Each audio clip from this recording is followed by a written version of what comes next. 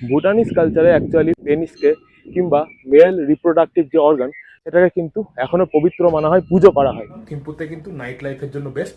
এ হচ্ছে ভুটানের কারেন্সি, এখানকার স্ট্যাম্প মানে এন্ট্রি স্ট্যাম্প যেটা পাসপোর্টে লেগে থাকে, সেটাই কিন্তু আমরা ড্রাগনের ছবিও দেখতে পাই। আমরা এখন চলে এসেছি দোচুলা পাশে। এখানে কিন্তু 108টা চার্টান আছে। People come here to make ways to conceive baby. Okay, newly married কাপলও হতে পারে বা আপনি যদি আনম্যারিডও হন তাও আসতে পারবেন। ভিতরে যদি আপনাকে উইশ করতে হয় তাহলে কিন্তু ওখানে ওই মেল রিপ্রোডাক্টিভ অর্গান রয়েছে, মানে পেনিস রয়েছে ভিতরে, সেটা ধরে আপনি পুরোটা 3বার প্রদক্ষিণ করতে। তো ভুটানকে অ্যাকচুয়ালি বলা হয়ে থাকে ল্যান্ড অফ থান্ডার ড্রাগন। তো সেই জন্যই এখানকার স্ট্যাম্প মানে এন্ট্রি স্ট্যাম্প যেটা পাসপোর্টে লেগে থাকে, সেটাই কিন্তু আমরা ড্রাগনের ছবিও দেখতে পাই। ঠিক আছে, তো এ হচ্ছে ভুটানের কারেন্সি। ইন্ডিয়ান কারেন্সির সঙ্গে কম্পেয়ার করলে কিন্তু কোয়াইট সেম, একই প্রাইস। এটা হচ্ছে 50 টাকা, এটা 100 টাকা, এটা 1000, এটা হচ্ছে 20 টাকার নোট, এটা 10 টাকার, আর এটা হচ্ছে 5 টাকার নোট। তো এই মোটামুটি আমাদের রুম হচ্ছে থিম্পুতে। এটা অ্যাকচুয়ালি ট্রিপল শেয়ারিং, 3 নম্বর বেডও রয়েছে নিচে। তো 3টে বেড দেওয়া আছে। বেস্ট পার্ট হচ্ছে এখানে কিন্তু প্রত্যেকটা রুমেই এরকম দুটো সিঙ্গেল বেড দেওয়া রয়েছে, আর সাথে আরেকটা নিচে ম্যাট্রেসও দিয়ে দিয়েছে, যাতে করে আলাদাভাবে সেপারেটলি ঘুমাতে পারে লোকজন। তো এখনো অবধি যা আমি এদের ট্যুরিজমের সঙ্গে এক্সপিরিয়েন্স করছি ইজ কোয়াইট গুড। কারণ আজকে যখন রাস্তা দিয়ে আমরা আসছিলাম, পুরো রাস্তায় আমরা যতগুলো স্টপ ছিল ততগুলোতেই দাঁড়িয়েছি, ইচ্ছে মতো ছবি তুলেছি, এরকম কোনো টাইম শর্টেজ ছিল না। আর লাকিলি আমাদের যে গ্রুপটা আছে সবাই সেম মাইন্ডেড, তো সবাই আর কি সেম রকমভাবেই এক্সপিরিয়েন্স করতে সব জায়গাগুলো। বাকি এই হচ্ছে ওয়াশরুমটাও দেখিয়ে দিই। এই মোটামুটি ওয়াশরুম। এই হোটেলের নাম আর ডিটেলস, বুকিংয়ের ডিটেলস। আমি তো ট্যুর এজেন্সির সঙ্গে এসেছি, আমাকে ওইগুলো নিয়ে ভাবতে হয়নি, বাট আপনারা যদি নিজে থেকে প্ল্যান করতে চান সেই জন্য আমি আর কি এনাদের নাম আর ডিটেলস, বুকিং ডিটেলস সব কিছু আমি ভিডিও ডেসক্রিপশনে দিয়ে দেবো, যাতে করে আপনারা ইজিলি বুকিং করে নিতে পারেন। ঠিক আছে, এনিওয়ে আমরা এখন এই থিম্পু শহর এক্সপ্লোর করতে বেরোতে পারি রাতের বেলায়, মানে রাতের থিম্পু কেমন হয় ওটা দেখার জন্য আর কি। বাকি আমি যা শুনলাম থিম্পুতে কিন্তু নাইট লাইফের জন্য বেস্ট। তো আপনারা যারা নাইট লাইফ পছন্দ করেন, থিম্পু আশা করি আপনাদের জন্য ভালো লাগবে। ঠিক আছে, তো লেটস সি কি আমরা দেখি রাত্রে।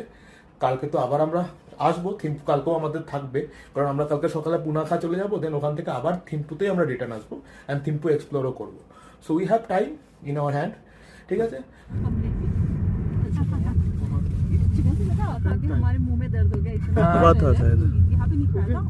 এই মোটামুটি আমরা এখন এখানকার ক্লক টাওয়ারের কাছাকাছি কোনো একটা জায়গায় এসে দাঁড়িয়েছি। সো আমরা এখন রাতের থিম্পু শহর দেখার জন্য বেরিয়েছি। প্ল্যান সেরকম কিছু নেই, জাস্ট এই আশেপাশে একটু ঘুরবো। এখানকার ক্লক টাওয়ারের কাছাকাছি কোথাও একটা এসেছি, নাও দেখা যাক কোথায় যাওয়া যায়। ঠিক আছে,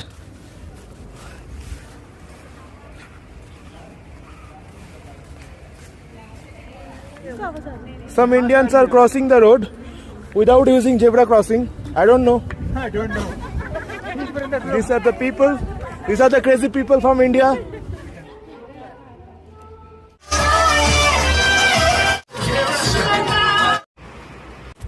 So very good morning and good morning from Thimpu. আজকে আমাদের থিম্পুতে ডে 2 অ্যান্ড আজকে আমরা এখান থেকে যাবো হচ্ছে পুনাখা। থিম্পু থেকে পুনাখা ডিস্টেন্স অ্যারাউন্ড 70-75 কিলোমিটার। যাওয়ার রাস্তায় আমরা যা যা দেখতে পাবো সেগুলো এক্সপ্লোর করবো। ওর সাথে আজকে কিন্তু আমরা অ্যাক্টিভিটি করতে পারি লাইক রিভার র্যাফটিং যদি সময় হয়। So let's see how it will go.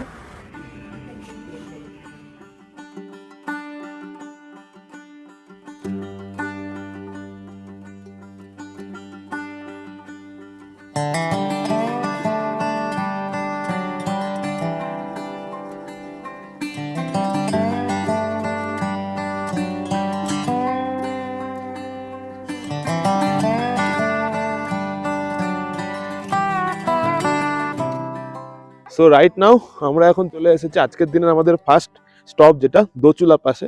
Dochula pass actually 3100 metre হাইটে রয়েছে, প্রায় অ্যাভাব 10,000 ফিট। ওকে, এখানে কিন্তু কুয়াশা ছিল আমরা যখন এলাম, ফগ ছিল, বাট নাও ইটস ক্লিয়ার, এখন ক্লিয়ার হয়ে গেছে মোটামুটি।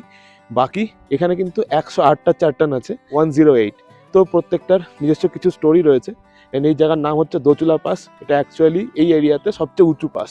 লেটস গো ইনসাইড অ্যান্ড দেখছি এখানে কোনো টিকিট লাগছে কিনা। মোস্ট প্রবাবলি লাগবে না, লাগলে কিন্তু আমাদেরকে জানিয়ে দিত।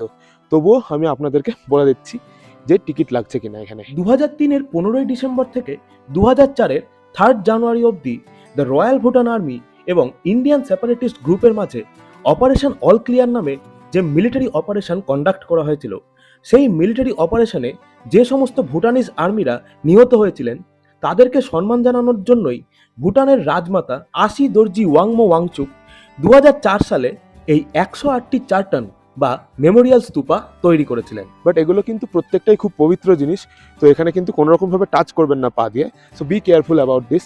এনিওয়ে আপনাদেরকে পুরোটা ঘুরে ঘুরে দেখাই, চলো ওপরের দিকে যাওয়া যাক। এই দোজলা পাসের বেশ কিছুটা ওপরের দিকে উঠে আসলে দেখতে পাবেন এখানে কিন্তু আরও একটি মন্দির রয়েছে, যার নাম হচ্ছে ড্রুক ওয়াংগিয়াল লাখাং। এই লাখাং শব্দের আক্ষরিক অর্থ হলো মন্দির বা টেম্পল। ভুটানের চতুর্থ রাজা জিগমে সিংগে ওয়াংচুককে সম্মান প্রদর্শনের জন্যই কিন্তু এই ড্রুক ওয়াংগিয়াল লাখাংটি তৈরি করা হয়েছিল।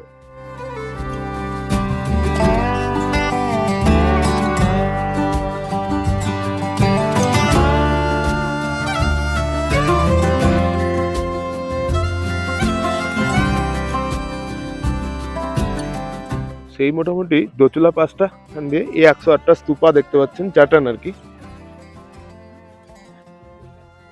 এই মোটামুটি পুরো এরিয়াটা, ঠিক আছে।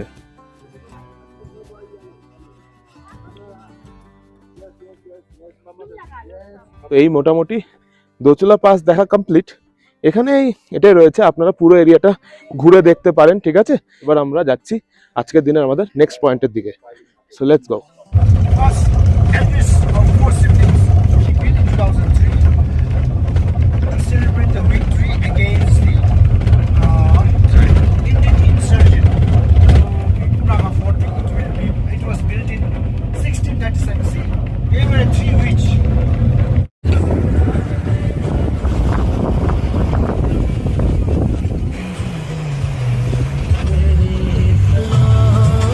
তো আমরা এখন চলে এসেছি আজকের দিনের আমাদের সেকেন্ড স্পট, চিমি লাখাং, বা এটাকে অ্যাকচুয়ালি ফার্টিলিটি টেম্পল বলা হয়। তো ভুটানিজ কালচারে এটা রয়েছে কি, এখানে যারা কাপলস রয়েছে, couples newly married couples, for them এই জায়গাতে অ্যাকচুয়ালি পুজো হয়। এটা অ্যাকচুয়ালি একটা হলি প্লেস, বা মানে এখানে মানত করে আর কি। এনিওয়ে আমরা এখন এই ভিতরের দিকে যাচ্ছি আর কি। এখনো অবধি এই প্রথম কোনো জায়গা বা টেম্পল এই চিমি লাখাংয়ে এন্ট্রির জন্য আমাদেরকে কিন্তু 500 ভুটানিজ কারেন্সি পে করতে হয়েছে অ্যাজ এ এন্ট্রি ফি, ঠিক আছে। তো ওটা একটু খেয়াল রাখবেন, কারণ এই এন্ট্রি ফিগুলো কিন্তু ট্যুরিজমের প্যাকেজের মধ্যে থাকে না ইনক্লুডেড। যেমন মন্দিরের ভিতরে যত সম্ভব যা শুনলাম, কিন্তু ফটোগ্রাফি অ্যালাউড নেই, তো সেটা একটু মেনটেন করবেন। বাকি এখানে পৌঁছানোর জন্য একটা ছোট ট্রেক রয়েছে, সো এই রাস্তা ধরে আমাদেরকে ট্রেকিং করে উপরের দিকে যেতে হবে। বাকি যেখানে এন্ট্রি পয়েন্ট সেইখান থেকে কিন্তু ট্রেকিং স্টার্ট হয়ে যাচ্ছে। আমরা এখন সেই রাস্তা ধরে আর কি ফার্টিলিটি টেম্পলের দিকে যাচ্ছি। এই সেই রাস্তা, এই রাস্তা ধরে আমরা এসেছি। এই জায়গাকার গল্প শুনলে সত্যিই খুব অবাক লাগে। ভুটানিজ কালচারে অ্যাকচুয়ালি পেনিসকে কিংবা মেল রিপ্রোডাক্টিভ যে অর্গান, সেটাকে কিন্তু এখনো পবিত্র মানা হয়, পুজো করা হয়, অ্যান্ড সেটাকে নিয়েই কিন্তু এই পুরো টেম্পলটা। তাই জন্য কিন্তু এই জায়গাটাকে ফার্টিলিটি টেম্পল বলা হয়ে থাকে। জাস্ট মিনিট 5 হেঁটেই আমরা কিন্তু পৌঁছে গেছি আর কি এই টেম্পলে, ঠিক আছে। এই মোটামুটি জায়গাটা, বাট এখান থেকে কিন্তু ভিউ দারুণ আসছে।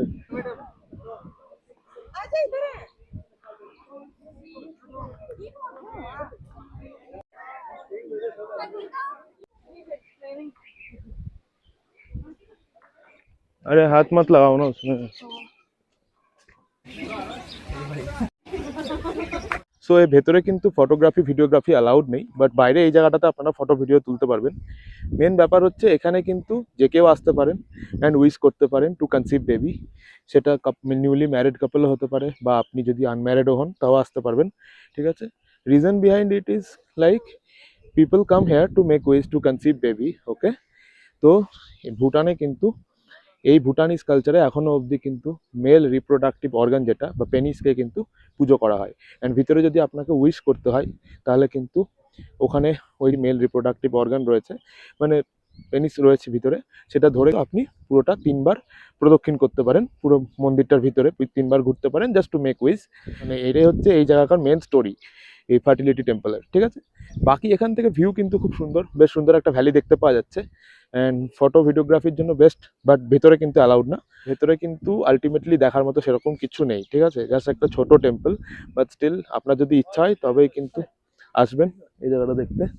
আদারওয়াইজ আমি সেরকমভাবে রেকমেন্ড করবো না, কারণ ভেতরে কিন্তু দেখার মতো সেরকম কিচ্ছু নেই, জাস্ট টেম্পল। হ্যাঁ, টেম্পলের বাইরে থেকে ভিউটা কিন্তু খুব সুন্দর।